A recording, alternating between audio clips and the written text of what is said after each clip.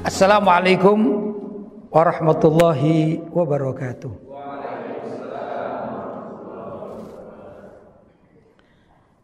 Alhamdulillah, wassalatu wassalamu ala Rasulillah Sayyidina Muhammad ibn Abdillah wa ala alihi wa sahbihi wa man wala wa la hawla wa la quwata illa billah, amma ba'd.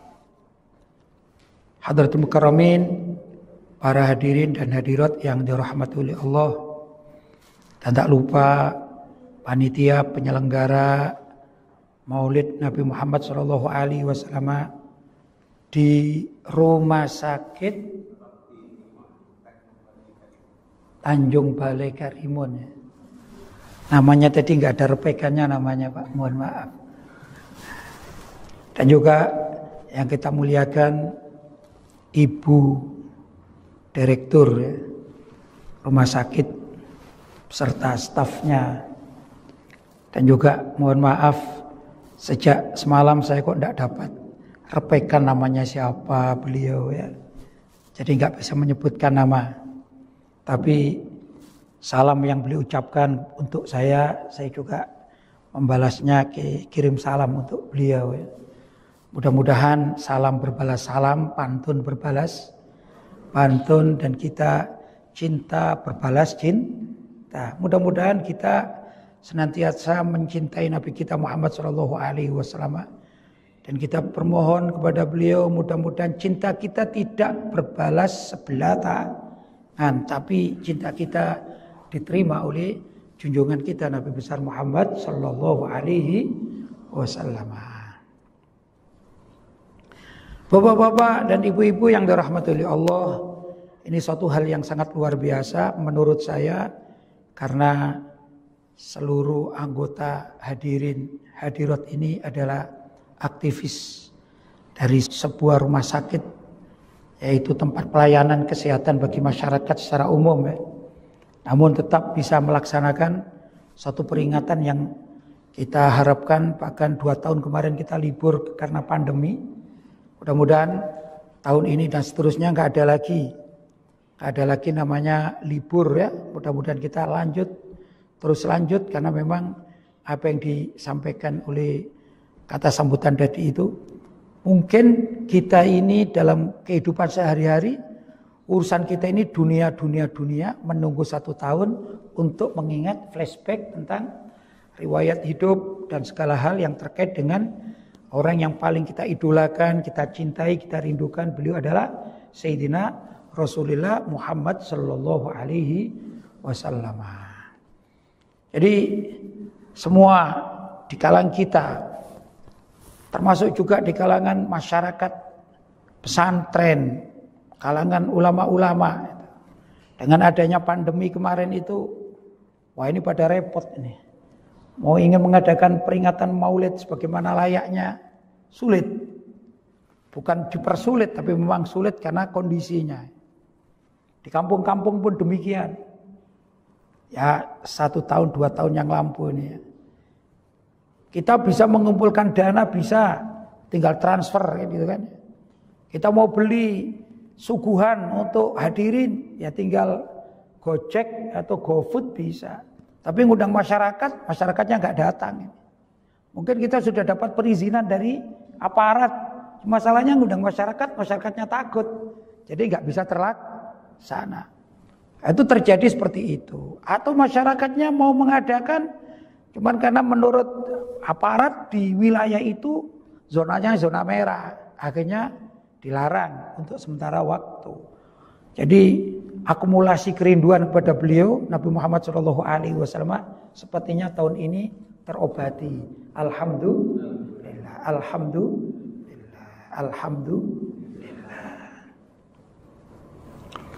Kalau kita mengingat tentang siapa junjungan kita Nabi besar Muhammad SAW, adalah suatu figur yang sangat luar biasa.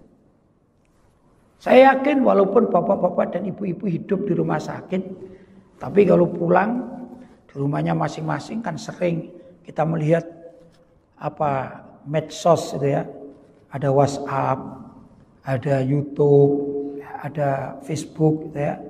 Dan seringkali kita mendengarkan pujian-pujian, salawat-salawat indah yang dilantunkan oleh para munsyidun, ahli qasidah, yang isinya adalah memuji junjungan kita Nabi besar Muhammad Shallallahu Alaihi Wasallam. Apakah itu baru-baru saja terjadi? Kalau dikatakan iya terjadi di medsos, baru-baru saja terjadi. Sehingga kita mendengarkan bentuk berbagai macam qasidah. Mulai dari yang sifatnya sendu, gitu ya, sampai sifatnya gembira, itu ada semuanya. Dulu mungkin kita mendengarkan di kampung-kampung kita, di surau-surau kita, waktu kita masa kecil. Tapi sekarang kita di kamar pun bisa mendengarkannya. Tinggal klik, sholawat, sudah jalan gitu ya. Sholawat-sholawat itu dari mana asalnya? Kadang-kadang kita berpikir, apa ini karangan orang baru atau orang zaman dahulu kala? Betul ya? Sebagian salawat-salawat itu ada yang digubah oleh ulama-ulama zaman dahulu kala karena rasa cinta dan rindu kepada Nabi Muhammad Shallallahu Alaihi Wasallam. Tapi ada juga guban-guban salawat yang digubah oleh orang-orang sekarang yang juga rindu berjumpa Nabi Muhammad Shallallahu Alaihi Wasallam. Bahkan sahabat Nabi itu juga ada yang menggubah syair-syair indah karena rasa rindu beliau kepada junjungan kita Nabi besar Muhammad Shallallahu Alaihi Wasallam. Orang yang hidup bersama Nabi itu rindu pada beliau. Apalagi kita yang sudah 14 abad tidak pernah jumpa Nabi.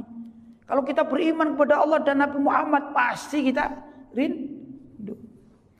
Jadi kalau kita hadir di sini, tadi disebutkan mungkin sekarang ada waktunya yang semestinya bekerja, semestinya sudah istirahat, ya. Tapi semuanya duduk di sini. Kenapa?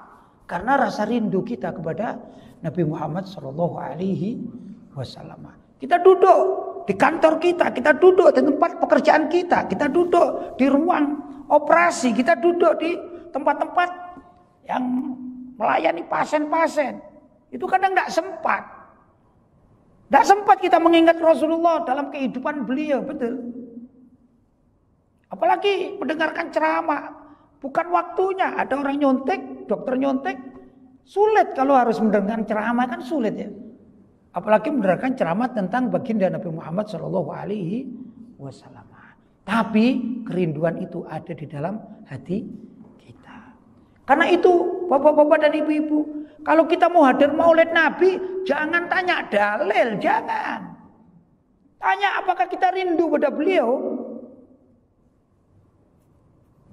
Para ulama menghadirkan dalil itu bisa, 1000 dalil mampu demi untuk kerinduan kepada Nabi Muhammad Shallallahu Alaihi Wasallam. Tapi kalau nggak rindu, tidak bakalan hadir. Karena itu tentang ada orang bertanya apakah peringatan Maulid Nabi itu ada hadis yang sahih. Insya Allah orang rumah sakit pun sekarang ngerti hadis sahih ya, karena di medsos. Walaupun kadang-kadang persisnya apa di sahih itu kadang-kadang nggak paham juga. Tapi kalimat, ini amalan ini harus ada hadis sahihnya. Kalau kita perindu Nabi tidak penting hadis sahih, yang penting adalah qalbun sahih, hati yang sahih, yang benar hati. Sudah, kalau sudah hati yang rindu, apapun diterjang, betul. Dulu di antara kita mungkin ya, zaman masih belum menikah itu ya, ada kekasih hatinya, ya ada. Itu mau nyebrang di lautan sana, didatangi itu ya. Walaupun ada rintangan-rintangan karena rasa cinta dan rindu, demi bertemu kekasih hati, apa yang dilakukan? Tak peduli, mau datang. Betul? Itu karena rasa rindu. Orang yang mencintai kekasihnya, perlu dikasih dalil enggak? Dalilnya mana? Enggak ada dalilnya. Tapi orang itu mengejar kekasihnya. Alhamdulillah kekasih kita adalah Nabi Muhammad Sallallahu Alaihi Wasallam. Ada seorang yang ingin saya sampaikan tentang menggubah syair indah demi Nabi Muhammad Shallallahu Alaihi Wasallam dari kalangan para sahabat. Walaupun semula ini ada seorang yang sebelum masuk Islam itu ya berkumpul dengan musuh-musuh Nabi, yaitu berkumpul dengan orang kafir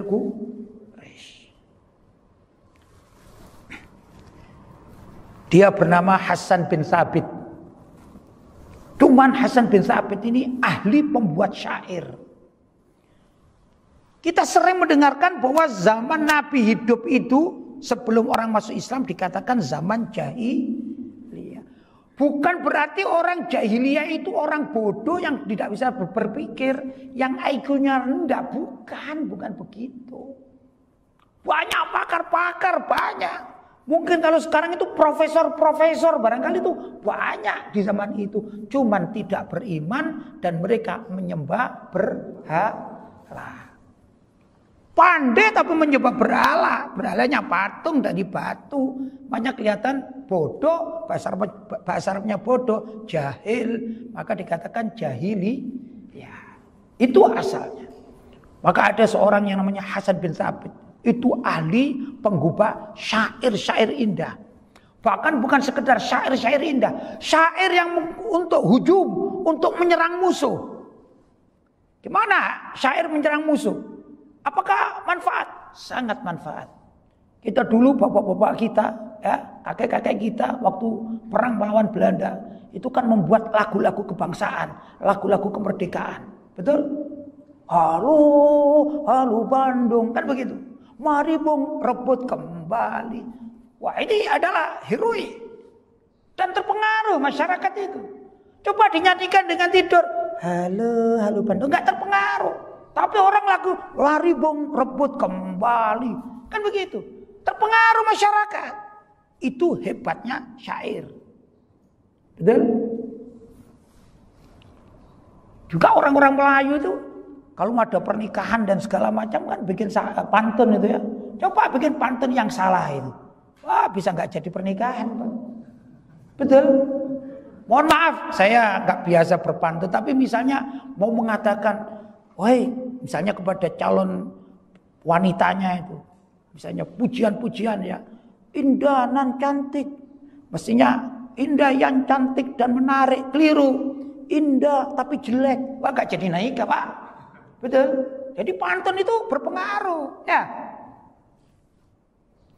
Maka orang-orang kafir Quraisy, tokoh-tokohnya itu mengatakan, "Hai Hasan bin Thabit, aku ingin engkau membuatkan lagu-lagu untuk menyerang Muhammad," katanya.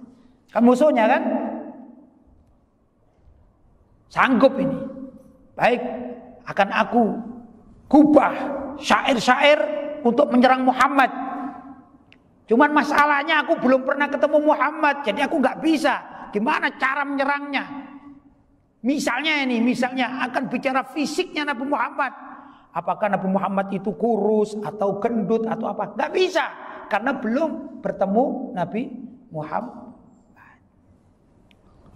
Ringkas cerita dikasih alamat. Sudah kamu ke sana, ini nanti temui di situ Muhammad biasanya ada. Datanglah Hasan bin Thabit. Dengan PD-nya ingin menghujat Nabi Muhammad Shallallahu Alaihi Wasallam.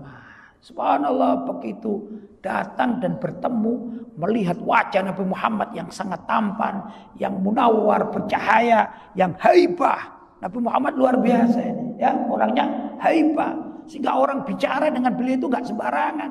Tidak bisa orang ketawa ngakak di hadapan beliau, tidak bisa, Pak. Haibah. Begitu melihat wajah Nabi Muhammad SAW, bukan kalimat-kalimat yang menghujat, tapi belum mengatakan wa ahsanu minka lam tara qattu aini. Itu yang dilakukan oleh Mustafa Atif. Cuman suara saya kan tidak enak, jadi tidak berani nirukan ya.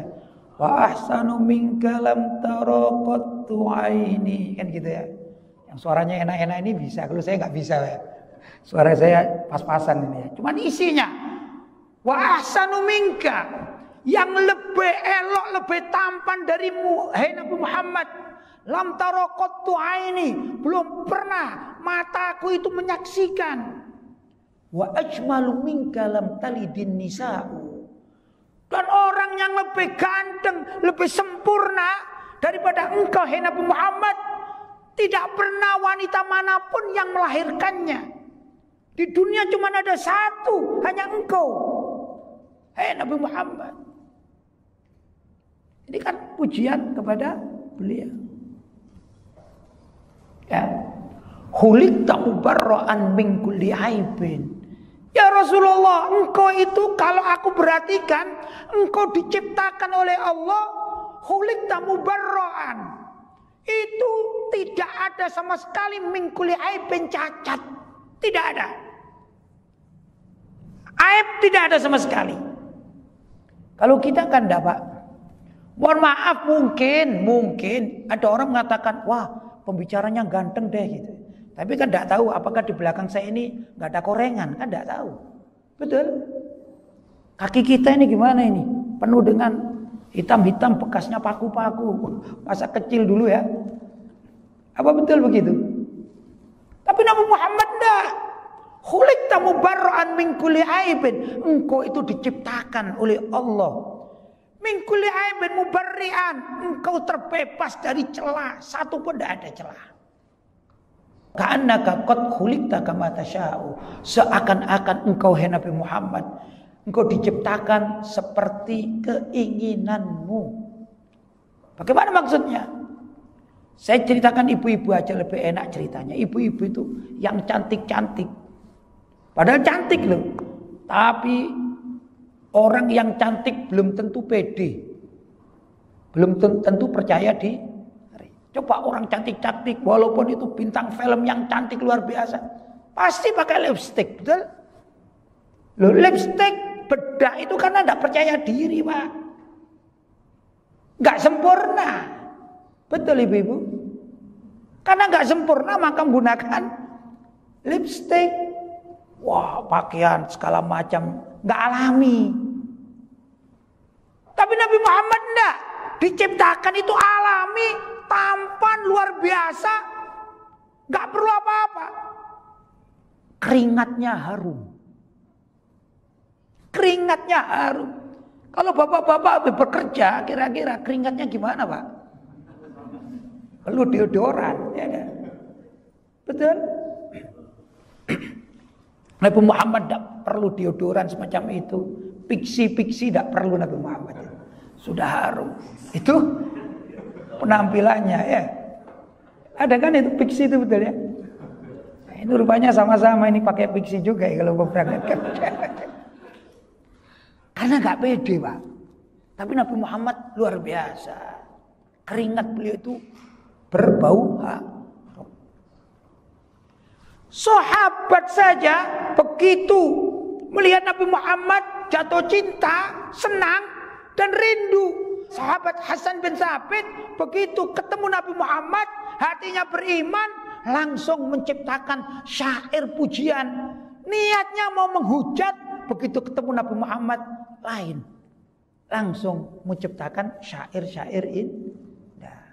Luar biasa. Karena itu dalam salawat-salawat Nabi kita menemukan gubahan syair-syair indah yang dilanjutkan oleh orang-orang setelahnya, ahli-ahli syair, ahli bahasa. Maka sampai sekarang syair-syair indah, qasidah-qasidah itu hakikatnya isinya adalah pujian kepada Nabi Muhammad SAW. Jadi kita memperingati Maulid Nabi itu para sahabat pun sudah memperingati Maulid Nabi walaupun dengan cara mereka. Kan begitu. Di kampung kita masih baca misalnya Maulid Barzanji gitu ya, kita baca. Cuman ini rumah sakit mungkin waktunya yang sempit jadi langsung ceramah agama. Itu sama. Namanya memperingati Maulid Nabi Muhammad SAW. Apalagi bapak-bapak dan ibu-ibu hidup di rumah sakit ya. Saya tidak tahu di bagian apa saja tapi kan macam-macam ya. Paling tidak ada staf kedokteran kan ada ya. Staf dokter itu kan ada itu. Pelajaran yang kita adopsi dari peringatan Maulid Nabi bukan sekedar bagaimana kehebatan beliau, ketampanan beliau kayak tadi itu ya, syair-syair indah bagaimana, bukan sekedar itu, banyak. Ada juga dunia kedokteran yang sebenarnya harus dipelajari oleh insan rumah sakit. Bahwa dalam kehidupan Nabi pun Nabi mengajarkan namanya at-tibbun nabawi. Apa at-tibbun nabawi? Pengobatan model atau versi Nabi Muhammad sallallahu alaihi wasallam. Juga versi para sahabat radhiyallahu taala anhu. Saya pernah membaca Air, ini air minum. Ya. Air minum itu, kalau kita mengucapkan bagus, misalnya kita ucapkan Assalamu alayka, maka air tersebut berubah menjadi baik. Ya. Tapi kalau saya marah, mohon maaf saya nggak bisa bicara jorok. Tapi misalnya kalau saya mengatakan kamu itu kurang ajar misalnya, gitu, maka air ini berubah Pak, menjadi kurang baik. Begitu. Coba klik Google. Coba, bukan dari saya ini. Saya kan melihat di Google, membaca. Ya. Air yang ditulisi bacaan. Misalnya ayat syifa. Wa idza maridtu fahuwa yashfid. Maka air tersebut bisa menjadi pengobatan. Ya, tapi kalau di sini ditulisi yang jelek-jelek, mohon maaf ya, misalnya bahasa binatang masuk semua lah ya. Tulisi air tapi lu kayak monyet misalnya. Ya, lu kayak kuda misalnya. Itu air menjadi tidak baik. Begitu Pak. Nah ini dunia kedokteran harus juga meneliti kenapa. Karena ada riwayat. Dulu ada beberapa sahabat rombongan yang pergi suatu dusun. Tatkala di suatu tempat itu mereka melihat satu ruangan gitu ya. Ini kok kayak enak itu, teduh. Maka beliau sholat, ya sholat sunnah, waktunya zuhur, ya sholat zuhur begitu. Sedangkan suku ini anggap suku pedalaman, mempunyai kepala suku, dan suku ini belum masuk Islam. Beberapa masyarakat penduduk setempat melihat ini kok ada orang sujud, ruku, oh pasti beribadah kepada Tuhannya. Beribadah kepada Tuhannya. Ya mereka biasa saja. Ringkas cerita, ternyata kepala sukunya ini sedang sakit. Ada beberapa versi, ada yang katanya disengat kalajengking, ada juga sakit yang parah. Begitu. Dan dicarikan tabib di beberapa tempat, diberi ramuan-ramuan, tidak sembuh Pak. Tidak sembuh. Kemudian ada salah seorang yang bijaklah, penduduk kampung tersebut atau suku itu bijak. Mereka melihat ini ada pendatang baru, gitu ya. Pendatang di tempat itu kok rukuk sujud, pasti dia ini beribadah kepada Tuhannya. Saya mau minta tolong, barangkali Tuhannya itu bisa menyembuhkan kepala suku kami. Gitu. Maka datanglah orang tersebut. Ini sebelumnya saya ada sedikit ketinggalan itu. Sedikit supaya tidak lepas. Waktu para sahabat itu datang ke situ nggak dihiraukan gitu Pak. Di kampung itu nggak dihiraukan. Mereka kelaparan, minta makan atau minum, nggak dikasih Pak. Begitu ringkas ceritanya. Saya lanjutkan. Kemudian ada orang kampung tadi itu datang kepada para sahabat yang datang dari Madinah, ya, dari utusan Nabi Muhammad SAW, konsultasi. Wahai bapak-bapak, tuan-tuan, kayaknya bapak-bapak lagi menyembah Tuhannya ya. Tolong dong, mintakan kepada Tuhan kalian agar kepala suku kami ini kan sangat berharga ini ya, agar bisa sembuh. Ayo saya datang. Ada salah seorang sahabat didatangi itu kepala suku. Dilihat, oh ya memang sakit. Langsung, ini saya minta air. Nah, kayak gini, minta air putih. Sudah selesai. Akhirnya dibaca-bacain sama sahabat ini. Suruh minum. Diminum sembuh Pak. Tapi sebelum itu sahabat ini pandai juga. Tadi kan minta makan tidak dikasih. Bilang, kalau saya bisa menyembuhkan kepala sukumu, kamu nggak ngasih berapa? Ini kalau ada orang Jawa bilang wani piro gitu katanya. Wanipi, kata anggota suku tersebut, ya terserah mintanya apa. Maka diriwayatkan akan diberi kambing, beberapa ekor kambing. Begitu. Setelah ditiup, ya, kemudian dikasihkan kepada kepala suku, subhanallah sembuh. Dan suku itu amanat, jujur.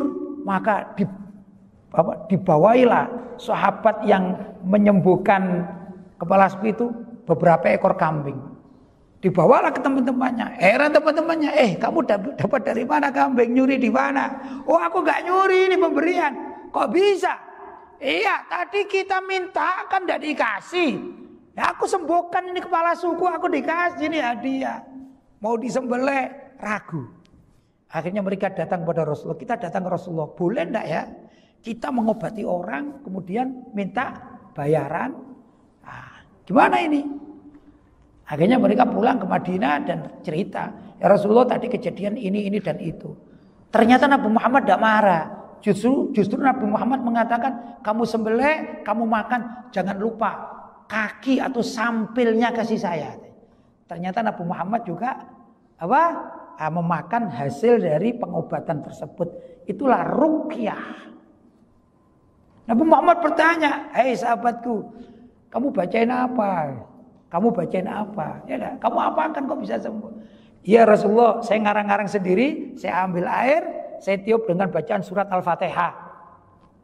Al-Fatihah, waladhdallin amin, sudah. Saya ngarang-ngarang sendiri, ijtihad. Ternyata sembuh, alhamdulillah. Ini Nabi Muhammad tidak mengatakan, kamu kok ngarang sendiri sih? Gimana bid'ah ngarang sendiri, aku gak ngajar kok. Tidak Nabi Muhammad. Ya sudah, ikut minta sampilnya. Sampil itu apa? Bagian kaki kambing itu ya. Paha itu namanya sampil, kata orang Jawa Timur. Nggak tahu orang sini bilang apa. Sama juga, sampil. Ya itulah kurang lebih ya. Ringkas cerita, ternyata surat Al-Fatihah itu bisa menyembuhkan. Dan itu disaksikan oleh Nabi kita, Nabi Muhammad Sallallahu Alaihi Wasallam. Lantas para ulama zaman dahulu kala mengikutinya. Mungkin kalau kita pulang ke kampung, ada sesepuh-sepuh kita zaman dahulu kala, ya. Itu kalau ada orang sakit minta air, minta tiup fu kan gitu. Bahasa Jawanya disowo katanya. Disowo itu fu itu disowo. Itu menggunakan terapi doa. Dan itu menyembuhkan. Dan banyak. Bukti itu banyak. Karena itu sebenarnya sains. Dalam artian dunia kedokteran. Mestinya perlu digabung dengan dunia medis model Tibun Nabawi. Apa Tibun Nabawi? Pengobatan cara Nabi. Loh kalau misalnya ini ya. Misalnya saya tidak tahu nama-nama obat ya. Cuman dulu ngerti ada botrek. Ini botrek orang pusing kasih botrek kan gitu ya. Kan gitu kan. Nah ini orang kayak saya ini orang awam terhadap dunia kedokteran. Lebih mudah orang pusing dikasih botrek. Loh kalau digabungkan misalnya, kasih botrek dikasih botrek, tapi minumnya ini adalah air yang dibacai surat Al-Fatihah. Al-Fatihah. Ayo minum. Nah, ini obatnya dari dokter ini. Kan dapat dua, Pak. Yang satu mungkin dari penelitian bahwa obat botrek tersebut adalah bisa menyembuhkan pusing, ya dah. Tapi yang air ini menyebabkan gembira misalnya. Loh pusingnya kenapa sih? Pusing kan mikirin hutang. Pusing jadinya kasih botrek. Sedangkan yang penyembuhan dengan air minum tadi itu menggembirakan hati. Siapa ngerti dengan minum ini tiba-tiba rezeki datang untuk bisa nyaur hutang. Kan begitu. Ini adalah memodifikasikan antara ilmu sains dengan ilmu syariat. Penting itu, penting sekali. Loh kalau saya bicara ilmu sains terkait dengan kedokteran, maka bapak-bapak yang jauh lebih ngerti daripada saya. Ya, tapi saya memberikan masukan-masukan bahwa ada ternyata ilmu yang itu dilakukan oleh para ulama atau juga para tabib. Ya, saya mohon maaf, saya juga bukan ahli ketabiban walaupun saya ngerti, dalilnya ngerti, tapi kan saya tidak mempelajari itu. Maka bisa kolaborasi antara dokter umum ya dengan para tabib. Ketemu Pak.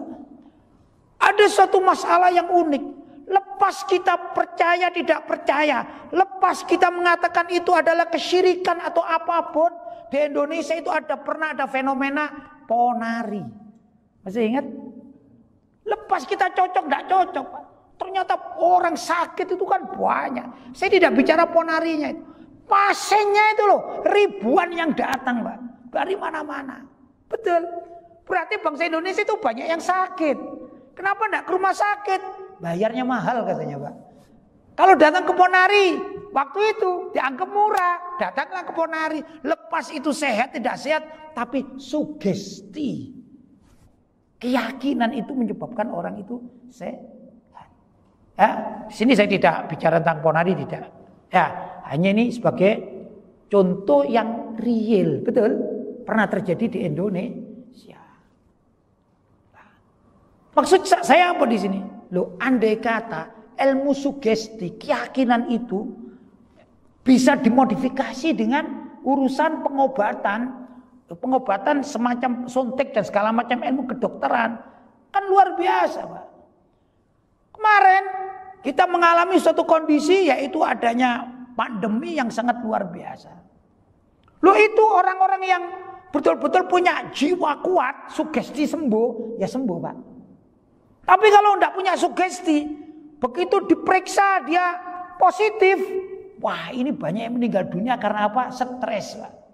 Stres itu menyebabkan sakit, sakit menyebabkan parah, parah menyebabkan mati. Tapi sebagian orang karena sugesti, saya bisa hidup, saya akan sembuh, sembuh mereka. Betul? Itu yang terjadi. Nah, maksud saya sugesti semacam itu adalah jiwa, yang jiwa itu bisa disupport oleh doa, ya, oleh informasi, mungkin oleh dalil-dalil agama, kan begitu. Sedangkan pengobatan real atau pengobatan dohir, yaitu menggunakan suntik, menggunakan obat, itu kalau dua-duanya dimodifikasi sangat luar biasa. Itulah kekayaan peradaban umat Islam. Hanya kita mau atau tidak, nah itu tergantung dari kita masing-masing. Ya, nah, dulu ada video-video Harun Yahya. Nah, itu Harun Yahya itu membuat video-video lepas ini benar tidaknya, tapi itu satu inovasi yang perlu kita tiru. Dan kalau memang ada yang lebih pakar dari beliau, coba kita meneliti dari ilmu kedokteran, meneliti ini air ada apanya ini, kan gitu kan ya. Maka akan ditemukan kehebatan air. Bahkan serangga itu, apakah serangga itu bermanfaat bagi kehidupan manusia, kan gitu. Oh, serangga berupa laba-laba itu diteliti, oh ternyata kan gitu. Ini sebenarnya bisa dipelajari semuanya kalau mau, tapi jangan lepas dari dasar-dasar agama, karena memang kita sebagai umat Islam perlu mengembangkan kemampuan kita baik di dalam apalagi tentang keyakinan. Nah, itu Al-Qur'an mulai dari awal sampai akhir semua itu ada manfaatnya, Pak. Bacaan-bacaan ada manfaatnya. Para sahabat itu kalau ada doa-doa yang diajarkan di dalam Al-Qur'an itu ya, seperti wa idza maritu fa huwa yashfin.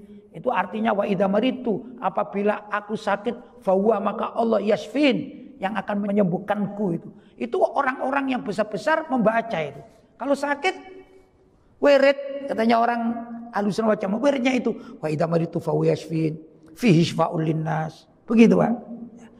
Tapi kalau anak-anak kecil yang belum bisa wirid, itu ditulis, Pak. Oleh para sahabat ditulis.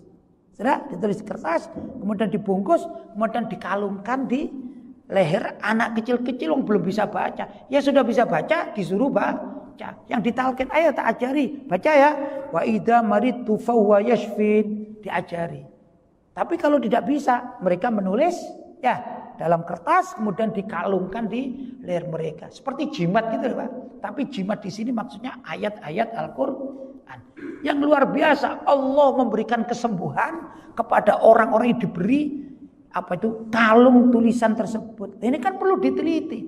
Ada apanya? Pasti ada ion-ion yang bisa menarik dalam rasa sakit itu bisa hilang karena tulisan tersebut. Itu dilakukan oleh para sahabat Nabi. Ini kan belum pernah diteliti ya.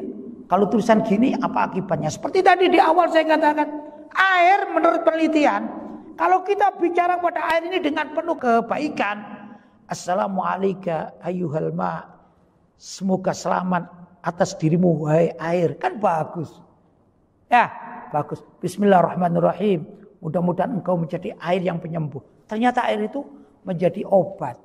Tapi tatkala kita marah-marah sama air, kita bentak-bentak, maka air tersebut menjadi penyakit untuk kita. Itu ada penelitiannya, saya lihat sendiri di YouTube itu ada, dan ini nyata. Dan yang unik, biasanya yang mempelajari itu bukan profesor atau doktor dari kalangan umat Islam, bahkan non muslim pun juga meneliti. Tinggal kita yang hidup berkutat setiap saat di rumah sakit seperti bapak-bapak dan ibu-ibu. Kapan kita sebagai umat Nabi Muhammad bangkit? Kapan kita mempraktekkan apa yang mereka praktekkan? Kapan itu? Tergantung kita masing-masing. Mudah-mudahan bapak-bapak dan ibu-ibu apa yang saya sampaikan ini, apalagi hari Jumat yang waktunya sangat terbatas, ada manfaatnya bisa memotivasi kita. Rupanya ilmu kita dimanapun berada masih banyak kekurangan. Kita perlu mengkaji, memperdalami lagi. Sehingga lahirlah profesor-profesor agama dan kesehatan dari Tanjung Balai Karimun. Itulah yang katakan Karimun. Ya, Karimun. Mata amdahu wal waro ma'i wa idza ma lumtuhu wahdi. Karimun. Nah, ini Karimun di sini ya. Orang yang mulia itu. Kapan saja aku puji mereka, maka masyarakat atau manusia ikut memuji bersamaku. Karena memang ini adalah orang-orang baik, yaitu orang Karimun. Tapi tatkala aku mencaci mereka, rasanya aku sendirian mencaci, sedangkan yang lain tetap memujinya. Karena memang Karimun, ya Karimun atau orang baik ini ya baik, nggak ada musuhnya. Ya aku saja yang salah, orang baik kok dicaci. Ya sendirian kamu, kan begitu. Karena itu mudah-mudahan lahir dari wilayah Karimun ini adalah dokter-dokter yang Islami atau pegawai-pegawai kedokteran yang betul-betul bisa menjadi orang-orang seperti Ibnu Sina, gitu ya, pencetus pengobatan Islami, kan begitu. Nah, ini saya bermohon kepada Allah, mudah-mudahan kita mendapatkan berkah dari peringatan Maulid Nabi ini. Bapak-bapak dan ibu-ibu yang dirahmati Allah, barangkali itu yang dapat saya sampaikan. Mungkin ada canda saya atau hal-hal yang kurang tepat, saya mohon maaf yang sebesar-besarnya. Hadza ma aqulu lakum wal afu minkum. Wassalamualaikum warahmatullahi wabarakatuh.